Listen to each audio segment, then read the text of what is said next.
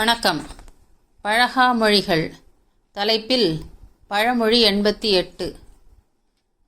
சித்திரத்து கொக்கே ரத்தினத்தை கக்கு. இந்த பழமொழி பேச அழகாக இருக்கும் ஒரு பழமொழியாகும். இந்த பழமொழி புராண நிகழ்வு ஒன்றின் அடிப்படையில் சொல்லப்பட்டது. விபச்சித்து முனிவர் என்று ஒருவர் விருதாச்சலம் பழமலைநாதர் சிவன் கோயிலில் தவமிருந்து அந்த கோவிலை கட்டி வந்தார். கோயில் வேலை செய்பவர்களுக்கு கூலி கொடுக்க பணம் இல்லாததால் வன்னிமர இலைகளை கூலியாக கொடுத்து வந்தார்.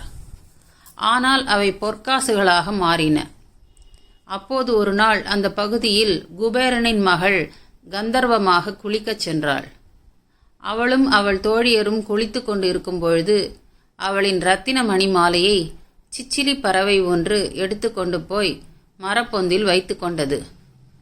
இதை அறியாத அவள் கோயிலில் தவம் செய்து கொண்டிருந்த விபச்சித்து முனிவர் அவள் இரத்தின மணி மாலையை எடுத்து வைத்து கொண்டதாக குற்றம் சாட்டினாள். பின்பு சிச்சிலி பறவை மரப்பொந்தில் இரத்தின மாலை தொங்கிக் கொண்டிருப்பதை பார்த்து முனிவரிடம் மன்னிப்பு வேண்டி அந்த மாலையை கோயில் திருப்பணிகளுக்கு அளித்துச் சென்றாள். இந்த கதையில் வரும் சிச்சிலி பறவைகள் இதுபோல் மணிகள் கற்களை கண்டால் எடுத்து போய் பொந்தில் வைத்து கொள்ளும் பழக்கம் உடையவை என்று சொல்கிறார்கள். ஆனால் இந்த பழமொழியில் கொக்கு என்று வருகிறது. இந்த அடிப்படையில் இந்த பழமொழி அமைந்து இருக்கலாம். இப்போது பழமொழிக்கு வருவோம்.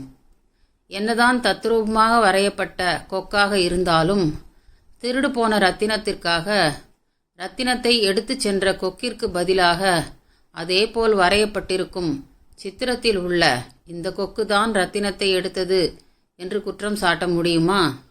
முடியாதல்லவா? அதுபோல ஒருவரை போல் இருக்கும் மற்றவரை முன்னவர் செய்த குற்றத்திற்காக குற்றவாளி ஆக்க முடியாது. அதாவது ஒரு நிரபராதியை எந்த சந்தர்ப்பத்திலும் குற்றவாளி ஆக்கிவிடக்கூடாது என்பதை எடுத்துரைக்கும் பழமொழியே இதுவாகும். நன்றி.